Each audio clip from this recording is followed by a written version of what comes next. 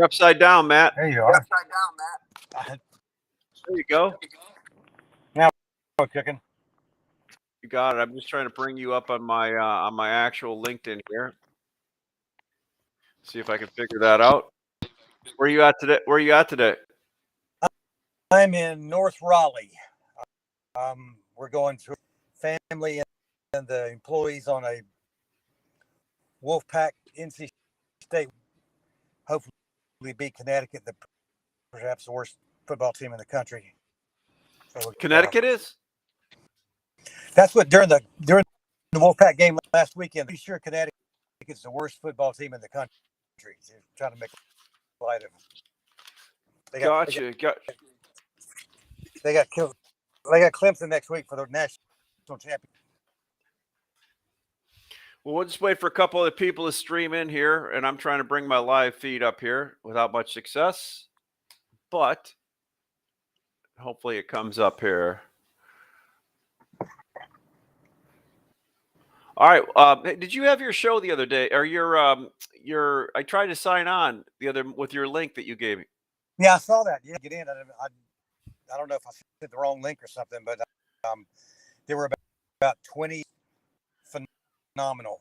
It was really the thing that was most start the show. Tell me, and I'll say this for the show, but how the results were.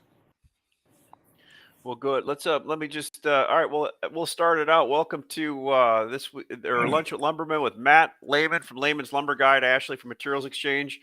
Matt's on the road today, obviously, as you can see. Wanted to kind of go over a little bit. We've kind of beat up housing starts to death so far, but we can talk about it. Matt, what I put out in my little summary to the Materials Exchange users today was that got a little bump off of housing starts the other day, and things have seemed to settle back slightly.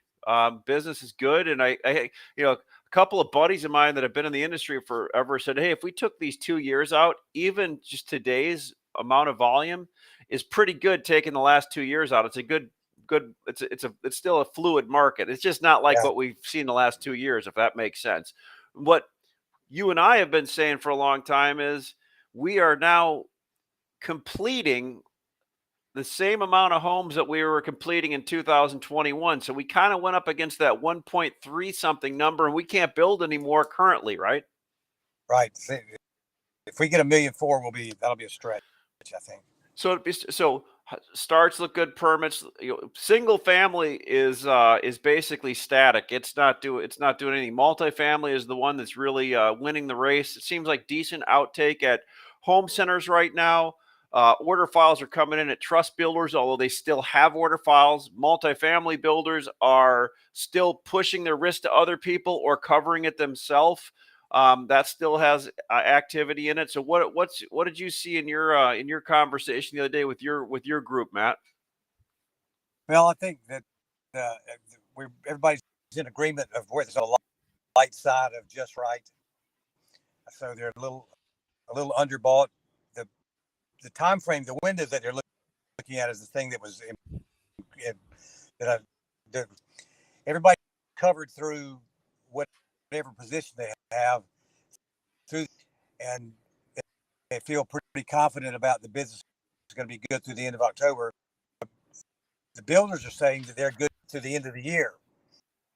So that what they're doing now, the volume of lumber they're using now is going to continue to be used. But then after New Year's, after the first year, it's just like a job. They don't know. They don't expect.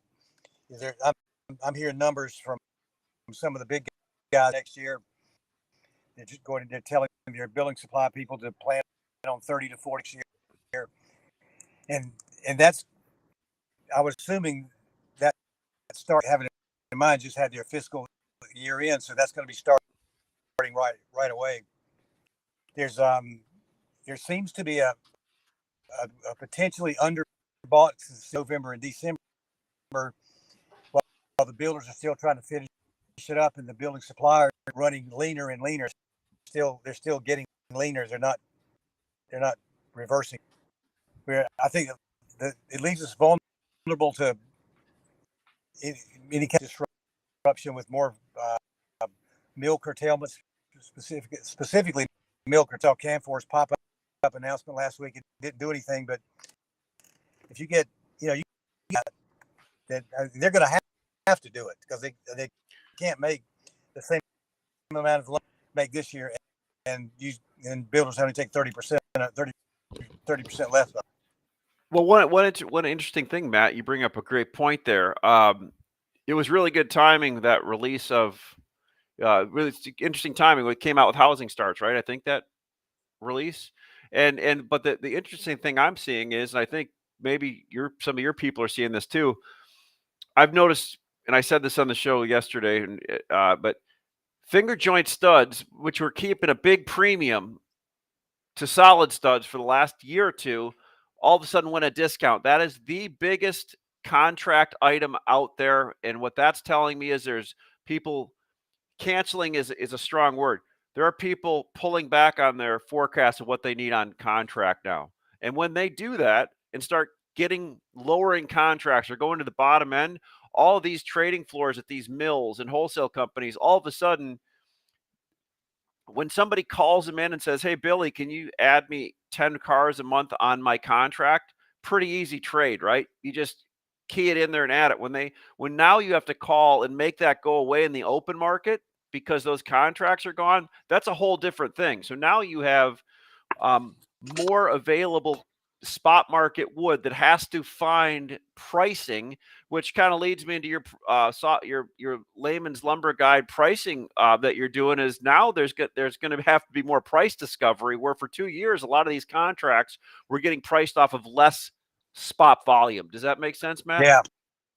Yeah, and you can also, it's easy for the mill to hold up wood sold on contract, and you say, well, what you can be up 100 and nobody can argue with you.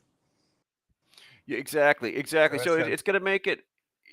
A lot of these people that have just gotten into trading in the last 2 years, or I should say, answering the phone. Now you got to actually go out and find and do price discovery, and make stuff move like that, which becomes a lot harder than just picking up the phone and adding to contracts or doing stuff. And I think which is a good the people that we know in here for a long time is a good skill set.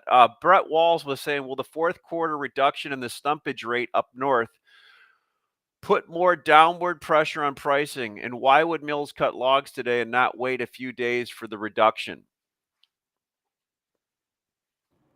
Good points. The duty's getting cut. The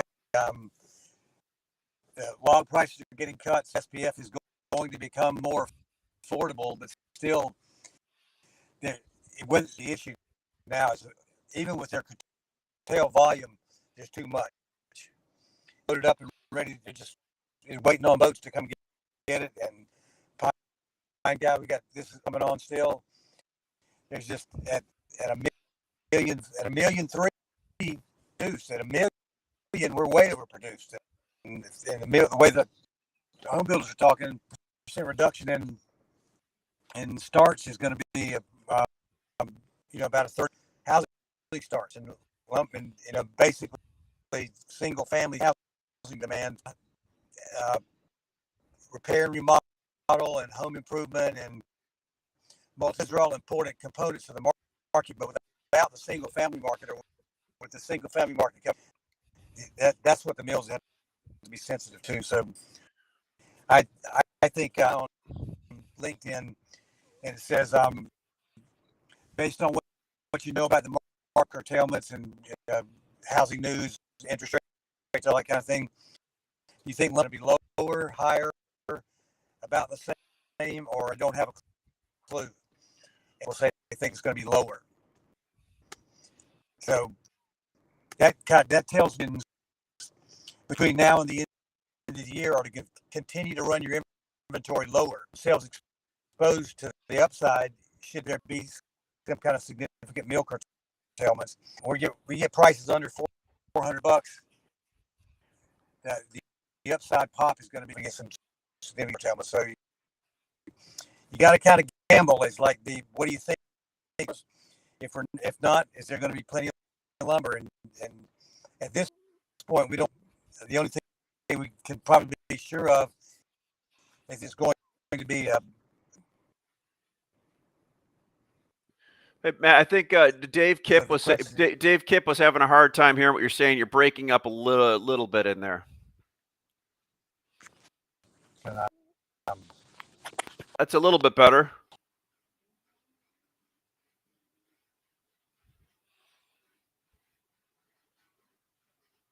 Now we're frozen.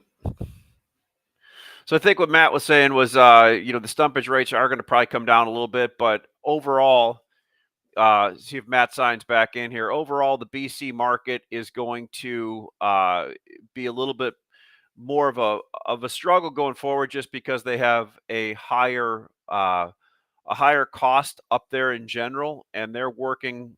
Like I said, there's not as much beetle kill as Matt Beamer was saying yesterday, and I think you're going to see a lot more curtailments over the years up in BC, but more openings in the south and more mill production down there. We'll see if we can get Matt back on.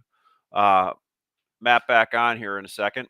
And in the meantime, let's bring up his layman's softwood guide and his 12-month forecast.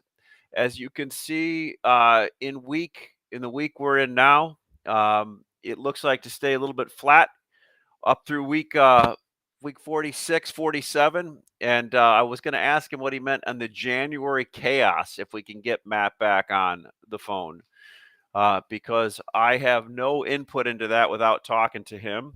So hopefully we can get him back on here. If not, we'll just we'll shorten it. So bear with me while I give Matt a call, see if we can get him back on.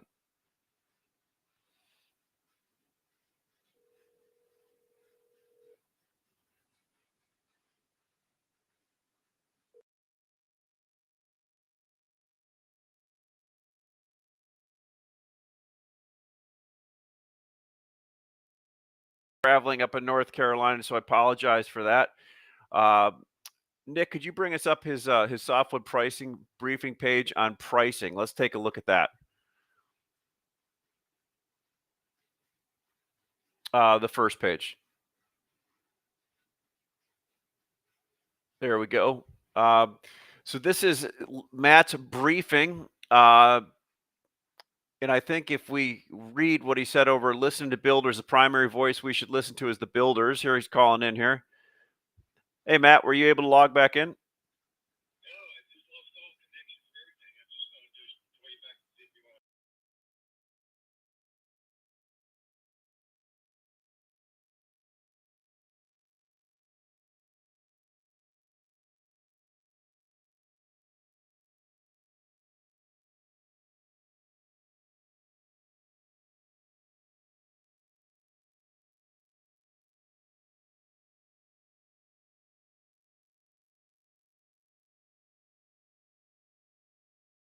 On, but he explained to me the January chaos theory, where people will be underbought and keep running their inventory down, get a little snap back up in the year.